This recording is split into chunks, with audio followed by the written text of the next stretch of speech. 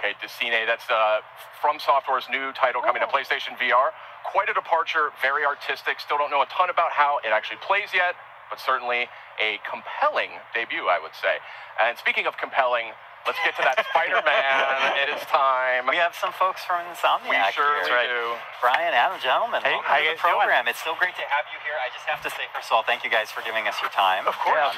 Happy to be here. And also, congratulations, kind of closing out some of the show there with Marvel Spider-Man. How does it feel? It's surreal. We've been working on it for a while, so it's nice to be here. And obviously, we showed you.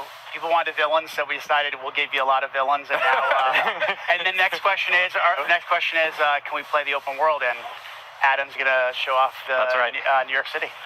I mean, I don't know, Sid. What do you think? Let's dive in. Yeah, what are we talking about here? Yeah. In there. We're gonna boot up the demo here, and this is essentially one of the first playable demos that you guys are gonna be showing off. Of Spider-Man. Pretty much. So I mean, if you think about, Go ahead, Adam. Yeah, All right. the game is. You know, a lot of people were like, last year's E3 was like, well, was that like just a linear level? No, like that was our Manhattan, that's our New York City, and it happened to be on like a main story mission. But in between, like something like you saw on the raft, or we showed that back at last E3, you can just swing around New York City and have fun. Let's go to that footage because we have it running here on the main monitor. We'll go to it in just a second. This is the beauty of the live environment. Yeah, this is great. I got my own little TV. This is perfect. Yeah, I got it all. Adam's doing a fantastic job so far. It's been really good. So first of all, you're actually playing this right now. Yeah, right. And I do want to emphasize how beautiful this game is. Oh, thank you. But yeah, Brian, tell me a little bit about what you guys want to show us this evening. So I think, the big thing is, again, I think the part of the Spider-Man fantasy is to swing around New York City and, to have, not only just a great story, but have a bunch of different activities in that world. And we wanted to, give people who attend E3 an opportunity to experience that. So, obviously it's a big narrative-driven experience, but at the same time, a part of that superhero fantasy, especially that Spider-Man experience, is living within New York City and seeing that. So, Adam is he's one of our combat pro players because he's a combat designer. And again, he's just showing off some really awesome stuff that as you get better with the game, obviously, we wanted to have a pick up a play field, but at the same time, have a level of mastery and to really show off the improvisation that we've really been talking about a lot since we announced the game. I'm digging this, like sticking dudes to walls and to the floor and stuff. That looks really satisfying. I think the thing that's been really fun in these last, I would say last 6 months since we got back from the holiday break was every week I feel like I'll take the game home or I'll be playing one night and then I'll come in and say, wow, guys, I didn't know you could do that. So I think there's a lot of that, there's that sandbox nature to it as well. So, obviously you can, we're going to teach you mechanics, but we want you to experiment with, his acrobatics, his webs, his gadgets, his suit powers. So combining all that stuff really allows for a lot of different gameplay and a lot of, Spider-Man's a very expressive character, and we want players to be able to express that, whether it's in traversal or in combat. It's gorgeous. These animations are just blowing my mind. Your studio has kind of been renowned for character animation and for, just fluid motion. I mean, did you guys take a lot of lessons from your previous games and really hone in on those when you were developing? I think animation's definitely been one of the hallmarks of our company, from Spyro to Ratchet to Sunset Overdrive. Yep. And I remember when the Sunset Overdrive reviews came out, one person actually wrote, it would be great to see Insomniac make a Spider-Man game. And I was like, see, we should make it.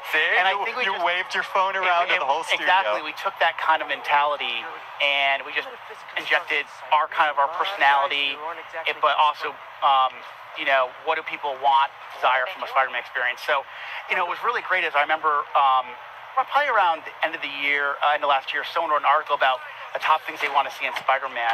And they said they want it to feel like an Insomniac game. So, I think that's the thing we've been really layering on in this last year is to have that, it feels like an Insomniac game as much as it does a Spider-Man game. And I love this traversal, just the fluidity of just moving over great distances very quickly. It looks like a lot of fun just moving around, and that's when you know you've got a great game. Okay, so so how I kind of said experimenting, but sometimes, game development, we're in meetings a lot, and then sometimes you just need to take a break.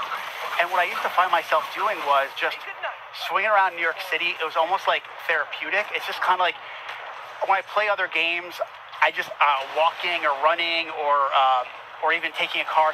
It feels so more natural now just to swing around like Spider-Man. So it's definitely one of those things that has that, again, just like combat, that pick and play feel, but we want players to have a level of mastery as they play and get What better. was that? Hold on a second. That's very interesting what you're saying there. So like I said, Adam showed off, I think he showed off the tripwire, or it's basically a gadget that you can either attach to a piece of geometry, and the enemies walk by, they'll get like grabbed and sucked back, but you can also attach it to an enemy, and if another enemy walks by, they kind of slam into each other. That is amazing. This is so cool. What's this focus meter about?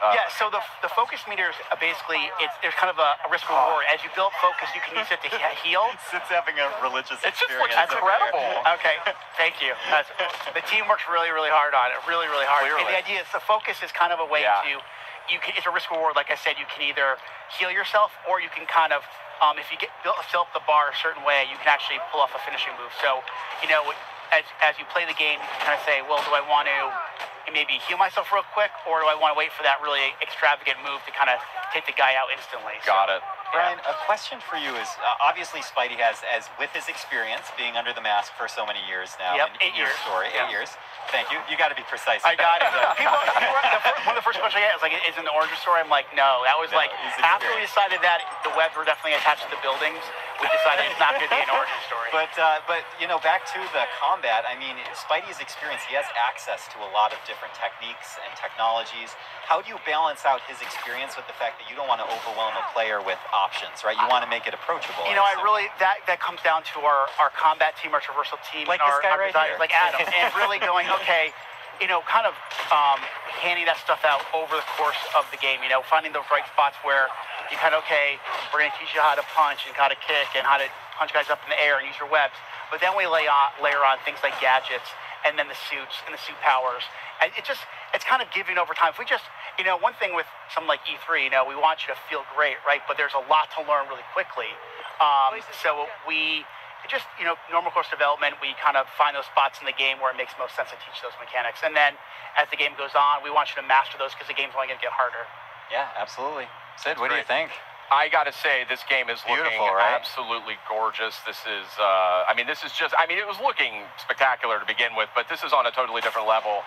And I can just see that so much. I can see that polish, though. That's the thing, and that's what comes out in that final few months of development. Yeah, if you guys watched the press conference, right? Sure. You saw all those games, those first-party games, and they all have a level of polish. And to be in a press conference with the likes of a Naughty Dog, a Sucker Punch, Kojima Productions, we are very honored to be, and we know there's a certain level of polish that people expect from a PlayStation game, especially a first-party game. So we want to be considered right up there. Well, and not to mention also from the Marvel, Marvel fans expect to have that perfect experience. Of course. May I just ask real quickly, as we're starting to wind down here, from a personal perspective, what's it like for you and for the team to be able to kind of look up at the big screen and see your game after all that time? How does that work? I'm known as a crier, so it takes a lot for me not to get choked up. Like right now, they're playing the theme song to the game in the background as we're sitting here,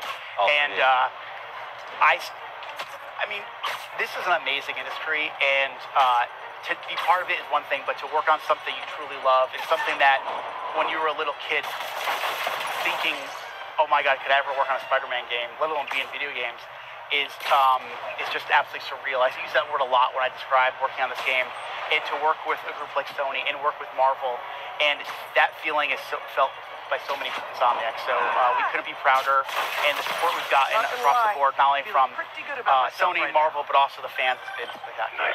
Brian, it just looks incredible. There's no other word for it. And you're flabbergasted. I really am. It's stunning. Just look at that. How can you not be blown away by that?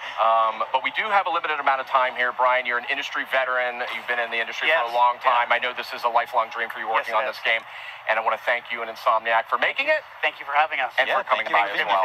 Spider-Man was so awesome that it broke my mic, and I have to use the stick right now. I thought you just wanted to look different from all of us. Yeah, I just wanted to stand out a little bit. But Sid, actually, I think a little earlier, we were able to maybe get some footage of some of the amazing experiential stuff that's going on with Spider-Man. Right? There really is something incredible going on here at this PlayStation E3 showcase. It's on a scale and a scope that we have just never seen before. And so we have people here, they're playing the game. We have a lot of hands-on sessions for folks that are here for the showcase.